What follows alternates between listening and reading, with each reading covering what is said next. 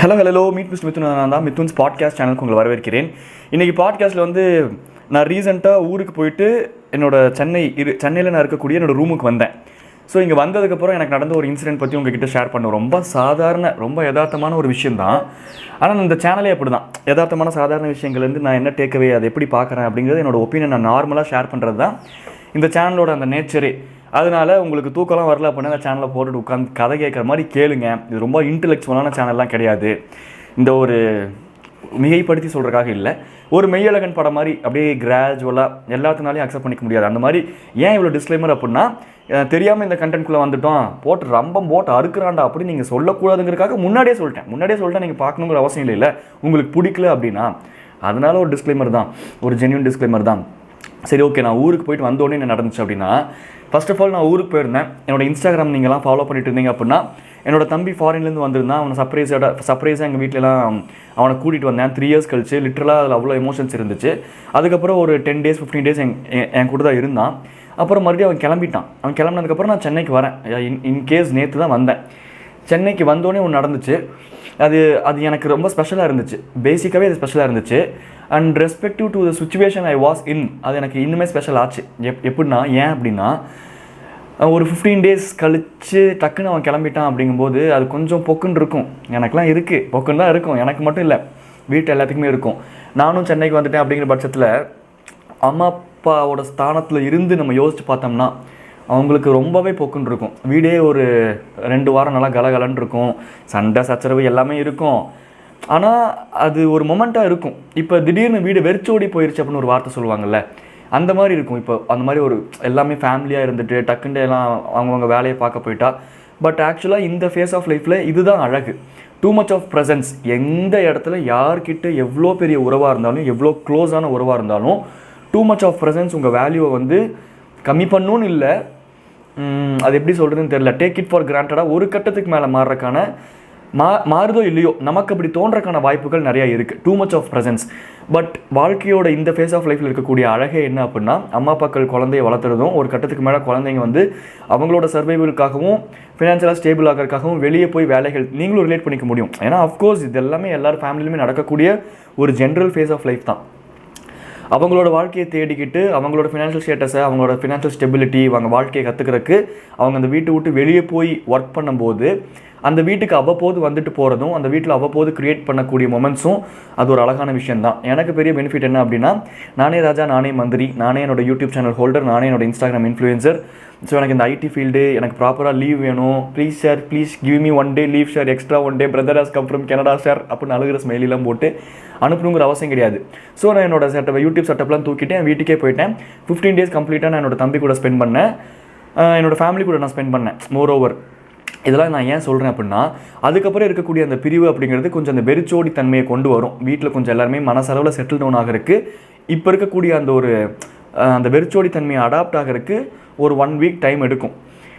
So அதே மாதிரி தான் அந்த எஃபெக்ட் தான் அந்த பசங்களுக்கும் இருக்கும். அது இருக்கும்ல. இப்போ எனக்கும் அந்த பொக்குன்னு இருக்கும், இப்போ அவனுக்கு. அப்போ அந்த மாதிரி இருக்கக்கூடிய ஒரு ஃபேஸில், ஸோ நான் நார்மலாக இல்லை, ஏதோ ஒரு இடத்துல நான் பொக்குன்னு இருக்கேன். எனக்கு சம்திங் ஒரு 15 days ஒரு விஷயத்தை பழகிட்டு டக்குன்னு அது இல்லை அப்படிங்கும்போது அது ஒரு மாதிரி மைண்டு கொஞ்சம் ஃபேமிலி அப்படின்னு வரும்போது ஃபேமிலி ஃபால்ஸ் ஃபஸ்ட். எனக்கு பர்சனலாகவே அது அப்படி தான். அப்போ அது டக்குன்னு எனக்கு லைட்டாக இல்லை, நல்லாவே எனக்கு அந்த அஃபெக்ட் இருக்கும். அது அஃபெக்ட் என்ன பண்ணுறது இருக்கும். இப்போ என்னோடய பிரதரோட நேச்சர் வேறையாக இருக்கலாம். ஒவ்வொருத்தங்க என்னோடய பிரதரும் பேசிக்காக எல்லாத்துக்குமே இருக்கும். பட் ஒவ்வொருத்தரோட நேச்சருக்கு தகுந்த மாதிரி அந்த பர்சன்டேஜ் மாறும். அப்போ நான் என்னை கவனித்த வரைக்கும் எனக்குலாம் அந்த பர்சன்டேஜ் ஜாஸ்தியாகவே இருக்கும். ஸோ இந்த மாதிரி இருக்கக்கூடிய ஒரு தருணம். ஓகேவா, இப்போது சென்னையில் நான் ஒரு ரூமில் இருக்கேன். என் ரூமுக்கு கீழே ஒரு வீட்டில் கூடியிருக்காங்க. அந்த வீட்டில் ஒரு பாட்டி தான் மெயின். ஒரு பாட்டி, ஒரு ஆத்தா, ரொம்ப வயசாயிருச்சு அவங்களுக்கு. ஒரு ஆத்தா இருப்பாங்க மெயினாக. இன்னொரு பாட்டி அவ்வப்போது வந்துட்டு போவாங்க. அங்கே ஒரு குழந்தை இருக்கும். அந்த குழந்தைய அந்த 2 பாட்டி தான் பார்த்துக்கிறாங்க. இப்போ லிட்டரலாக என்னோடய வீட்டுக்கு கீழே இருக்கக்கூடிய சினரியோ நான் சொல்கிறேன். இப்போ தான் குடி வந்தாங்க. அப்புறம் ஒரு அண்ணா இருக்கார், அவர் வேலைக்கு போயிட்டு வருவார், நைட் மட்டும்தான் அவர் அவைலபிளாக இருப்பார். அந்த அந்த அந்த குழந்தைக்கு அம்மா தெரில, அது என்ன சினாரியோன்னு தெரில. இப்போ வீட்டில் ப்ரிவேல் ஆகக்கூடிய சினாரியோ இதுதான். அப்போது அந்த பாட்டிக்கிட்ட நான் 2-3 டைம் கான்வர்சேஷன் வச்சுருக்கேன். ஏன்னா அது ஒரு ஏஜுக்கான ரெஸ்பெக்டும் கூட இல்லை. இப்போ நான் கீழே போகும்போது அந்த பாட்டியை பார்த்தேன். அவங்க வந்த புதுசுலேயே நான் சொல்கிறேன், இப்போ வந்த புதுசுலேயே எங்கள் வீட்டுக்கு கீழே வந்து ஒரு பாம்பு ஒன்று, ஒரு பெரிய பாம்பு ஒன்று வந்து ரெகுலராக போகும். அது பேசேஜ் மாதிரி யூஸ் பண்ணோம். நான் அன்னைக்கெலாம் கூட யதார்த்தமாக கீழே போனேன். என்னடா ஏதோ முழங்கை அளவுக்கு ஏதோ பெருசாக படுத்துக்குதுன்னு எட்டி பார்த்தா ஷருன்னு போகுது. அப்படியே பின்னாடியே வீடியோலாம் கூட எடுத்துகிட்டு போனேன். அவ்வளோ பெரிய பாம்பு ஒன்று. அதை ரெகுலராக பேசேஜ் மாதிரி யூஸ் பண்ணோம். யாரும் இது வரைக்கும் கடிச்சது கிடையாது. ஏன்னா நாங்கள் யாரையும் அதை டிஸ்டர்ப் பண்ணது கிடையாது, அதுவும் எங்களை டிஸ்டர்ப் பண்ண போகிறது கிடையாது. இதுதான் நேச்சரோட லாவே இதுதான். நம்ம ஒரு விஷயத்தை டிஸ்டர்ப் பண்ணாத வரைக்கும் அந்த விஷயம் நம்மளை டிஸ்டர்ப் பண்ணாது. நம்ம ஒரு விஷயத்த தெரிஞ்சோ தெரியாமலோ அவுட் ஆஃப் எனி எமோஷன், பயத்தினாலேயோ சந்தோஷத்தினாலேயோ இல்லை கான்ஷியஸாகவோ எந்த ஒரு விஷயத்த எந்த எமோஷன் மூலமாக எப்படி மேனிஃபெஸ்ட் பண்ணாலும் அது நமக்கு திரும்பி வரும். இப்போ கிரஞ்சன்ஸுங்கிற எமோஷன் மூலமாக இன்னொருத்தரை நான் சபிக்கிறேன் அப்படின்னா அது நான் அவனுக்கு தான் அந்த வேர்ட்ஸை யூஸ் பண்ணுறேன் அப்படிங்கிறது இந்த யூனிவர்ஸுக்கு புரியாது. Universe only understand how I feel. It understands the emotions. அப்போ அந்த கிரஞ்சன்ஸுங்கிறது எனக்கும் திரும்பி வரும். That is what is called karma. அப்போ ஏதோ ஒரு விதத்தில் தட் இஸ் ஆல்சோ கால்டு. அதுதான் அதெல்லாம் அது வேறு டாபிக். பட் சொல்கிறேன் எதுக்கு இதெல்லாம் சொல்ல வந்தேன். நான் இப்போ அந்த பாட்டிக்கிட்ட சொன்னேன், அந்த ஆத்தா கிட்ட, ஆத்தா பார்த்து இந்த இடம்லாம் நடமாடுங்க, துணி காய போடுறேன்னு பின்னாடிலாம் போயிடாதீங்க, புடக்குன்னு போட்டுற போது பாம்பு ஒன்று போயிட்டு இருக்குது புடக்காலியில், எங்கேயாச்சும் போய் சேர்ந்துடாதீங்க பாட்டி அப்படின்ட்டு கொஞ்சம் யதார்த்தமாக அவங்கக்கிட்ட பேசிட்டேன். அப்படியே கண்ணா சரிம்மா அப்படின்னு அந்த பாட்டி சொன்னாங்க. அப்புறம் இப்போ ஒரு விஷயம் நடந்துச்சு. அந்த விஷயம் நடக்கிறதுக்கு இதுவும் ஒரு ரீசன்னு நான் நம்புகிறேன். அது என்ன நடந்துச்சுன்னு நான் சொல்கிறேன். பட் அதுக்கு முன்னாடி நான் ஒரு ரீசன் நம்புறேன்னு சொல்கிறேன்ல, அதை இப்போ உங்ககிட்ட சொல்கிறேன். அண்ட் இன்னொரு டைம் நான் வந்து என்னோடய வீட்டுக்குள்ளே கிராஸ் பண்ணி போயிட்டு இருக்கும்போது, என்னோடய வீடு வந்து ஒரு லாங் பேசேஜ், அதை கடந்து வந்து கடைசியில் தான் என்னோடய வீட்டுக்கு போகணும். ஒரு 3 வீடு இருக்கும், அதை தாண்டி தான் என் வீட்டுக்கு போகணும். என் வீட்டுக்கு தான் அந்த பாட்டி வீடும். அப்போ அந்த பாட்டி வந்து அந்த குப்பை கூடையில் இருக்கக்கூடிய அந்த குப்பை கழிநீர் தண்ணிம்பாங்கள்ல, வெளியே மாட்டுக்குன்னு சொல்லிட்டு ஒரு பேக் ஒன்று வச்சுருக்கோம். பட் இப்போ வீட்டுக்கு புதுசாக ஃப்ரெண்டில் கூடி வந்தவங்க அந்த மாட்டுக்கு வச்சுருந்ததை கழட்டி தூக்கி போட்டாங்க. அவங்க ஏதோ அந்த அமேசான் கொரியர்லாம் போடுறதுக்கு ஒரு பாக்ஸ் மாதிரி ஒன்று அதை தொங்க விட்டாங்க. அதையும் தொங்க விட்டுருக்கலாம், கேட்டு பெருசு தான். பட் அந்த மாட்டுக்கு வச்சுருந்த அந்த ஒரு டப்பாவை அவங்க கழட்டாமல் இருந்திருக்கலாம். ஏன்னா ஒட்டுமொத்த அப்பார்ட்மெண்ட்டே நானே பண்ணுவேன். நானே இங்கே ஆப்பிள் அதெல்லாம் சாப்பிட்டேன் அப்படின்னா அந்த தோல்லாம் உரிச்சா அப்படின்னா அந்த தோல்லாம் வச்சு முன்னாடி கொண்டு போய் அந்த மாட்டுக்கு தொட்டியில் போடுவேன். டெய்லியும் காலையில் எங்கள் ஏரியாவில் மாடு இருக்குது, அது வந்து சாப்பிடும். அது வந்து புண்ணியம் லொட்டுலஸுக்கு அதெல்லாம் தாண்டி இது ஒரு பேசிக் எம்பத்தி. ஒரு சாதாரண அதுவும் ஒரு வாயிலா ஜீவன் தான் நம்ம தெருவில் நடமாடுது. அஃப்கோர்ஸ் அவங்க வக்கிப்புல் போடுவாங்க தான், எல்லாம் மாட்டை பார்த்துக்குப்பாங்க தான். பட் அதை மேய விட்றக்குன்னு சொல்லிட்டு அவுத்து விடும்போது நமக்கு வேஸ்ட்டாக போகிற ஒரு பொருள், அதை கொண்டு போய் போட்டோம்னா அந்த மாடாச்சு சாப்பிடுமே அப்படிங்கிற ஒரு தாட் தான். அதை தாண்டி அதில் வேறு எதுவுமே கிடையாது.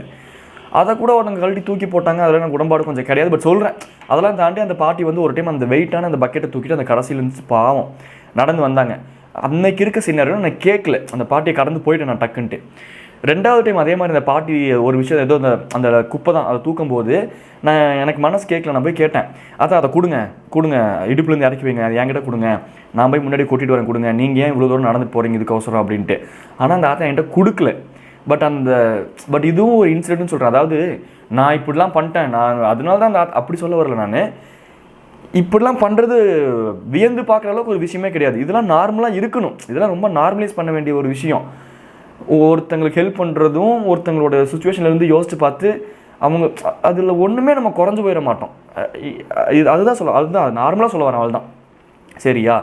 இப்போ என்ன நடந்துச்சுன்னு சொல்கிறேன். ஸோ இது அந்த ஆத்தாட்ட ஒரு 2 டைம் பேசியிருப்பேன், ஒரு 3 டைம் அதிகபட்சம் பேசியிருப்பேன். அதில் இந்த ஒரு 2 டைம் கேட்டேன், கொடுங்க அந்த குப்பையை கொடுங்க, நான் போய் கூட்டிகிட்டு வரேன், இந்த பக்கம் பாம்பு இருக்குது பார்த்துருங்க ஆத்தா அப்படிலாம் சொல்லியிருக்கேன். அப்புறம் கீழே போய் பைக்கில் எடுக்கும்போது அந்த வெளியே போகும்போது ஒரு 2 வெளியே நின்றுருந்தாங்க அப்படின்னா ஒரு ஸ்மைல் பண்ணிட்டுலாம் போயிருக்கேன். அவ்வளோதான், வேறு எதுவும் பெருசாலாம் பேசினது கிடையாது. இப்போ இருக்கிற மிதுன் இதே இன்னும்லாம் ஒரு 4 வருஷத்துக்கு முன்னாடிலாம் இன்னமும் நிறையா பேசியிருப்பேன், ஃப்ரெண்ட்ஸே ஆகிருப்பேன் அந்த ஆத்தா கூட. இப்போல்லாம் கொஞ்சம் நமக்கு எதுக்கு வம்பு அப்படிங்கிற ஜோனுக்கு தள்ளப்பட்டுட்டேன். அதெல்லாம் சில விஷயங்கள் நடந்தனால சரி எதுக்கு நம்ம இருக்கிற மரியாதையை காப்பாற்றிப்போம், தேவையில்லாம் போய் நம்ம ஒன்று பண்ணுறோன்னு நினச்சி ஒன்று பண்ணுவோம். அவங்க அதை வேறு பெர்ஸ்பெக்டிவில் பார்த்துட்டு அப்புறம் கடைசியில் நமக்கு தான் அது பேக் ஃபெயில் ஆகுது, எதுக்கு இந்த வேலை அப்படின்னு கொஞ்சம் வேறு ஜோனுக்கு மாறிக்கிட்டேன் நான். அது நல்லதும் கூட, ஒரு லிமிட் அளவுக்கு அது இருந்துச்சுன்னா நல்லதும் கூட. யதார்த்தத்தை விட்டு கொடுக்காம பொழைக்கவும் தெரியறதுக்கான சர்க்கிளை க்ரியேட் பண்ணிக்கிறது நல்லது. டோட்டலாக யதார்த்தத்தை விட்டு கொடுத்து எல்லாத்தையும் கன்னிங்காக யோசிக்கிறது அதெல்லாம் கொஞ்சம் இல்லாமல் இருக்கிறது தான் நல்லதுன்னு தோணும்.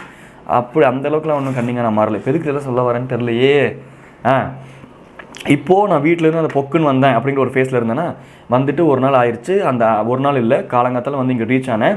ஒரு 9 மணிக்கு ஜிம்முக்கு போயிட்டு வரலாம், 2 வாரம் ஜிம்முக்கே போகலாம் அப்படிங்கிற அந்த வெறியில் என் தம்பி வேறு ஃபாரின்லேருந்து வரும்போதே எனக்கு இந்த BCWலாம் வாங்கிட்டு வந்தானா, அது அந்த ப்ராடக்ட்லாம் அது ஒரு ஆசை, இன்னர் சைல்டு. புதுசு ஃபாரின்லேருந்து வந்திருக்கு, இன்றைக்கி ட்ரை பண்ணிடணும் அப்படின்ட்டு தூக்க கலக்கத்தில் வேகமாக இன்னும் தூக்கம் இருக்குது பாருங்கள், நேற்று எஃபெக்ட் தான், தூக்கமே இல்லை. வேகமாக ஜிம்முக்கு போகிறக்காக நான் கீழே போகிறேன். கீழே போய் என் பைக் ஸ்டார்ட் பண்ணுறேன். அந்த சவுண்டு கேட்டு அந்த ஆத்தா உள்ள கிச்சன்லேருந்து வராங்க. கண்ணு எப்போ வந்த? எனக்கு அப்படியே ஒரு மாதிரி நல்லா இருந்துச்சு அந்த ஃபீல். அது எப்படி சென்னையில் இந்த மாதிரி யதார்த்தமான மனிதர்களை பார்த்து ரொம்ப ஒரு கேப் ஆயிடுச்சா, அதனால எனக்கு அந்த ஆத்தா அப்படி கேட்டது. கண்ணு எப்போ கண்ணு வந்த? எங்கே போயிருந்தேன்? ஊருக்கு போயிருந்தேங்க அத்தா. நான் மேல் வீட்டில் கூட அந்த அம்மா கிட்ட கேட்டேன்.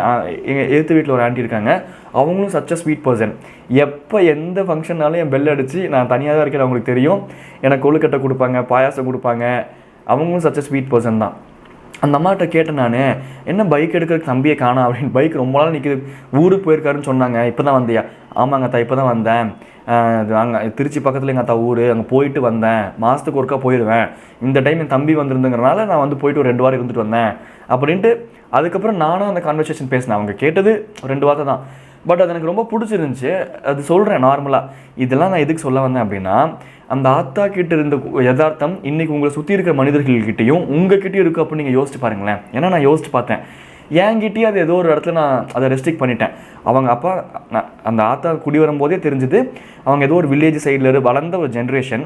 இப்போ சுச்சுவேஷனல் காரணமாக சென்னைக்கு வந்திருக்காங்க. அவங்க பேரன் அந்த ஆத்தா தான் வளர்த்திக்கிட்டு இருக்காங்க. ஆனால் இன்னமும் அந்த மண் வாசனை அது மாறாமல் யதார்த்தமாக என்கிட்ட கேட்டாங்களோ ஒரு விஷயம், அது எனக்கு ரொம்ப பிடிச்சிருந்துச்சி. அதைத்தான் நான் இந்த வீடியோவில் அட்ரஸ் பண்ணணும்னு நினைக்கிறேன். ஓவராலாக இதுலேருந்து என்ன டேக்அவே அப்படி இப்படின்னு எனக்கு சொல்ல தெரில. ஆனால் நீங்கள் இந்த கதையை கேட்ட வரைக்கும் உங்களுக்கு ஏதாச்சும் ஒன்று தோணிருக்கும்ல, ஆமாம் நம்மளும் ஒரு நாள் நம்ம கீழே இப்படி வயசானவங்க இருக்காங்க, நம்ம எதிர்த்த ஃப்ளாட்லேயும் நம்மளும் ஒரு வார்த்தை 2 வார்த்தை இவங்ககிட்ட கேட்கலாம். அந்த வயசானவங்க நம்மக்கிட்ட பேசணும், நம்ம அவங்கள மதித்து பேசலாம். அவங்க லாஸ்ட் ஃபேஸ் ஆஃப் லைஃப்பில் இருக்காங்க. இல்லை அவங்கக்கிட்ட அந்த ஆத்தா கிட்ட இருந்த ஒரு இன்றைக்கி யதார்த்தம் கூட இன்றைக்கி யார்ட்டையும் ஏன்னா நான் வந்து பெருசாக அவங்கக்கிட்ட கான்வர்சேஷன்லாம் வச்சுக்கிறது கிடையாது. இப்போ நான் ஊர் சைடுனா அது இருக்கும். இப்போ ஊர் சைடில் இப்போ கூட நான் வீட்டுக்கு போகும்போது எங்கள் எழுத்து வீட்டு அத்தை எங்கள் வீட்டில் தான் உட்காந்துருப்பாங்க. அந்த எழுத்து வீட்டு அத்தையோட பையன் பேரனுக்கு பர்த்டே, அவன் வந்து வீட்டில் எல்லோரும் எங்கள் அம்மா காலில் எங்கள் ஆத்தா காலில் வந்து ஆசீர்வாதம் வாங்கிட்டு எங்கள் அம்மா ஒரு 100 ரூபா எடுத்து கொடுத்தாங்க. ஊர் சைடில் அது நடக்கக்கூடிய ஒரு விஷயம். அடுத்து என் தம்பி ஒரு ஃபாரின் சாக்லேட் கொண்டு வந்திருந்தான். அதில் ஒரு பெரிய சாக்லேட் எடுத்து நான் அவனுக்கு கொடுத்தேன். அவனை சாக்லேட்லாம் கொண்டு அதெல்லாம் நான் எடுத்துக்கிட்டேன். அப்புறம் எங்கள் ஆத்தாலாம் திருநீர்லாம் வச்சு அவனை ப்ளஸ் பண்ணாங்க. இது ஊர் சைடு ரொம்ப சாதாரண ஒரு விஷயம். பட் சென்னையில் நான் இப்படி பார்த்தது கிடையாது.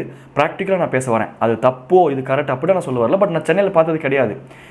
ஆனால் அந்த ஒரு யதார்த்தம் சென்னையில் எனக்கு எங்கேயோ அது லைட்டாக வீசிச்சு. அப்படிங்கும்போது எனக்கு அது பிடிச்சிருந்துச்சி. ஸோ நான் ஜஸ்ட் அதை எக்ஸ்ப்ரெஸ் பண்ண வரேன். ஸோ இந்த மாதிரி இருக்கக்கூடிய மனிதர்கள் அழகாக இருக்காங்க அப்படின்னு நான் சொல்ல வரேன். அவ்வளோதான். இந்த சினரியை உங்ககிட்ட ஷேர் பண்ணணும்னு நினச்சேன், ஷேர் பண்ணிட்டேன். இதில் டேக்கேவேலாம் ஒன்றும் கிடையாது. பட் ஜஸ்ட்டு சொல்லணும்னு தோணுச்சு, சொல்லிட்டேன். இந்த பாட்காஸ்ட் எப்படி இருக்குது அப்படிங்கிறத கமெண்ட்டில் சொல்லுங்கள். அப்புறம் உங்களுக்கு பிடிச்சிருந்துச்சு அப்படின்னா உங்கள் ஃப்ரெண்ட்ஸ் அண்ட் ஃபேமிலி குரூப்ஸில் ஷேர் பண்ணி விடுங்க, எனக்கு யூஸ்ஃபுல்லாக இருக்கும். டாடா பாபே சொல்லிட்டு கிளம்பும்போது நாங்கள் மீட் மிஸ்டர் மிதுன் டாடா பாபே டாட்டா ட்ரால் சேனல் ஒன்று இருக்குது மீட் மிஸ்டர் மிதுன் அப்படின்னு சொல்லிட்டு, அதையும் பாருங்கள், ஏதோ நல்லாயிருக்கும் அப்படின்னு சொல்லிட்டு நம்புகிறேன். டாட்டா.